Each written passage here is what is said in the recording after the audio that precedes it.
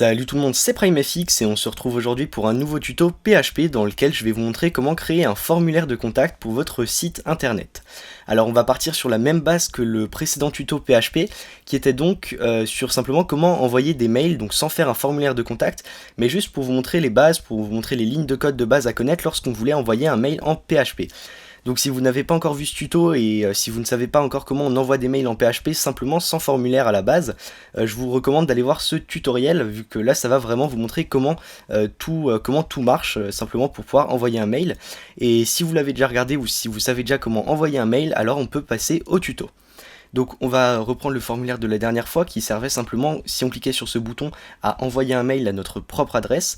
Et là ce qu'on va faire, on va venir faire un petit champ pour donc sans style, hein, vraiment un truc très basique pour permettre à l'utilisateur, à l'internaute, de rentrer ses informations et son message.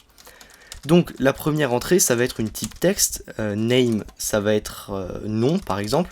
Ensuite, le placeholder, ça va être votre nom, donc placeholder, votre nom, comme ça. Ensuite, on va mettre deux petits sauts de ligne, histoire de quand même présenter un petit peu tout ça. On va revenir à la ligne, on va mettre une deuxième entrée de type email cette fois-ci. Name, on va appeler ça mail, et placeholder, on va dire votre email. Simplement, ça va servir, donc je vais écrire ici votre email, ça va permettre en fait à l'utilisateur de le recontacter, ça va nous permettre de le recontacter par la suite. Si on n'a pas son mail, on n'aura pas de moyen de le recontacter, vu que le mail va être expédié à partir d'une adresse mail factice ou de celle de votre serveur. Et en dernier lieu, ce qu'on va venir mettre, ça va être une petite text area qui va permettre à l'utilisateur d'entrer son texte. Donc on va simplement mettre ici name message et ensuite placeholder. À nouveau, on va mettre votre message. Ok, une fois qu'on a fait tout ça, alors je vais juste rajouter mes deux sauts de ligne ici après la text area. Une fois qu'on a fait tout ça, on va plus avoir besoin uniquement de la dernière variable. Alors attendez, je vais juste modifier le value qui est ici. Au lieu de recevoir un mail, je vais faire envoyer simplement vu que c'est censé être un formulaire de contact. Et on va rajouter un petit titre quand même au-dessus. On va mettre H2, voilà, comme ceci. Et on va mettre formulaire de contact. C'est vrai que la dernière fois j'avais fait ça un peu à l'arrache, donc j'avais pas mis les balises HTML ni rien. Je vais quand même les rajouter vite fait. Head et head, body et donc body. Hop, et je vais fermer encore la balise HTML. Donc je mets ça comme ça. Hop, et je viens fermer la balise HTML. Ok, donc là c'est déjà un peu mieux structuré, et ici je vais mettre un meta charset UTF-8 qui va permettre simplement d'encoder le type, d'encoder tous les accents si on met par exemple des accents aigus, etc. Donc une fois qu'on a fait ça, on a déjà un code un petit peu plus structuré. On actualise, on a bien un formulaire de contact qui apparaît à ce niveau-là. Et donc on va pouvoir faire des petits tests sur ce formulaire. Alors tout d'abord, je vais décaler tout ça et on vérifie que mailform existe bien. Donc si mailform existe ici, toutes les autres variables existent. Et ce qu'on va faire, c'est simplement vérifier si l'utilisateur a entré quelque chose dedans. Donc on va faire des différents de empty. Donc je le dis bien francisé, mais simplement pour savoir s'il y a quelque chose à l'intérieur, si ce n'est pas vide, de post name. Et on va faire pareil avec toutes les autres variables. Donc c'est-à-dire and post, donc différent is not empty, post, cette fois-ci ça va être mail, et pour terminer post message. Voilà. Une fois qu'on a fait ça, on vient à la ligne. On va continuer ici si tout se passe bien, et sinon on met un petit else qui va afficher un message. Donc dans la variable msg, on va écrire simplement tous les champs doivent être complétés, point d'exclamation, hop. Et là on a notre variable qui existe. Maintenant ce qu'on va faire, c'est faire un petit écho de cette variable. Simplement ici en PHP, en 2-3 lignes, on va vérifier que cette variable existe bien. Donc if i7 la variable msg. Si elle existe, on fait simplement un écho de MSG. Donc je ne vais pas la mettre en rouge à personnaliser, ça vous savez faire. Là on s'intéresse surtout au PHP. Donc j'actualise la page, et si ici je clique sur envoyer alors que je n'ai rien rempli, ça on va devoir attendre un peu, hop, et ça me dit bien tous les champs doivent être complétés. Donc je me demande, je pense que ça m'a quand même envoyé le mail vu que j'ai laissé la fonction ici. Donc ce que je vais faire, je vais venir couper tout ça, voilà. Je vais laisser ça ici et ce sera plus simple donc pour vérifier. Si je remplis par exemple que nom et que je remplis que mail, envoyer, donc là ça me met déjà une erreur pour le mail, alors g.com, hop, envoyer, ça me remet que tous les champs doivent être complétés.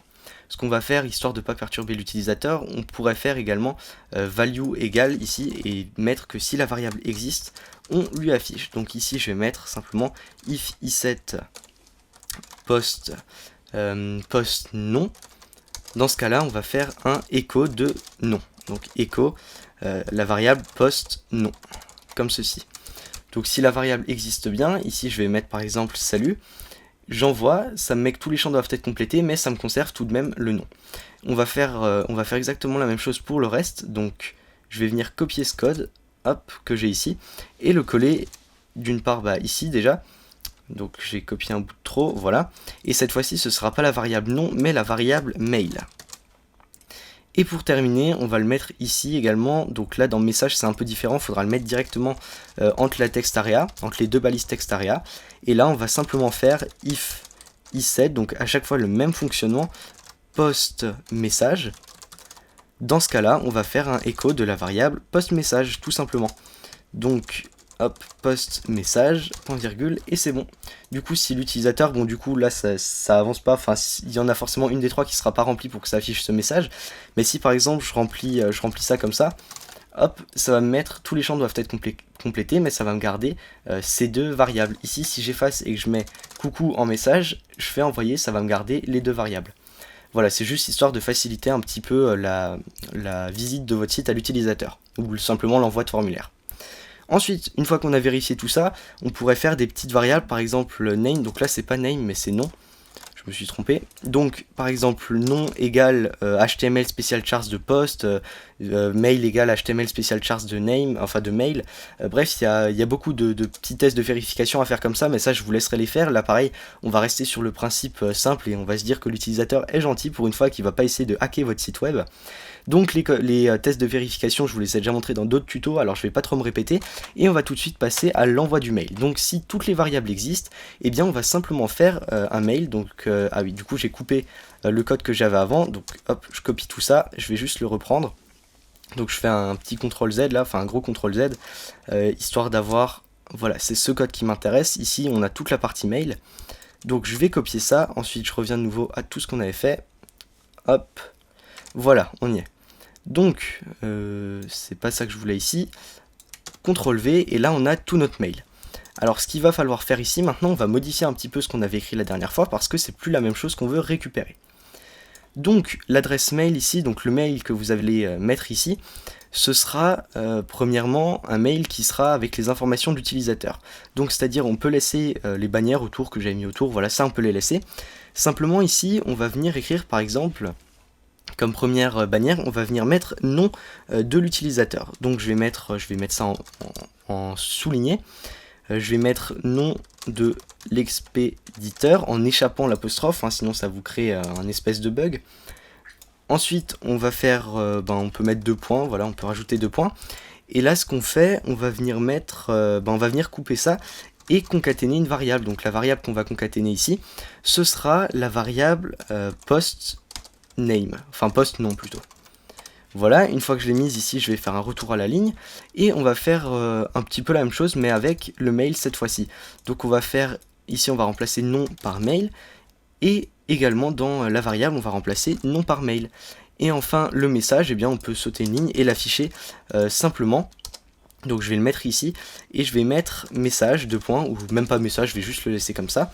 Et là on va venir à nouveau concaténer la variable et la variable sera post message. Donc je mets post, je me suis trompé, post message. Et on a bien toutes nos variables et tout qui est concaténé. Donc une fois qu'on a fait tout ça, le mail ici à qui vous l'envoyez, ça doit être votre mail à vous, donc celui sur lequel vous recevez toutes les demandes de contact. Ensuite en objet, eh bien, on peut écrire simplement contact-mon site, monsite.com, enfin vous mettez l'adresse de votre site pour vous y retrouver. Le message, la variable message, ça ne change pas. Et là on va faire un petit test de tout ça. Donc j'actualise la page. Hop, votre nom, je vais mettre Prime. Votre email, je vais mettre primefx@gmail.com, même si c'est pas mon mail. Et là, je vais mettre salut, ceci est un message test.